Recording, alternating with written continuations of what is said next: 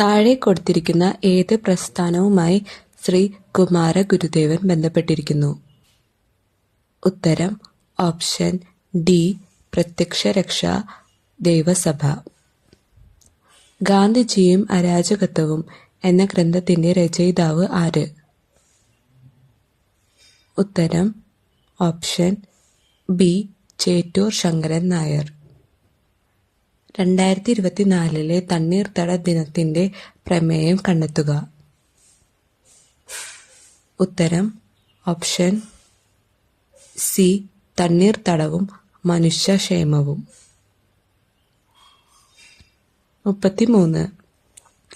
ഗ്രാമപഞ്ചായത്തുകൾ ടാക്സുകൾ ഏർപ്പെടുത്താനും പിരിച്ചെടുക്കുവാനും അധികാരം നൽകുന്നത് ഇന്ത്യൻ ഭരണഘടനയുടെ ഏതു അനുച്ഛേദ പ്രകാരമാണ്?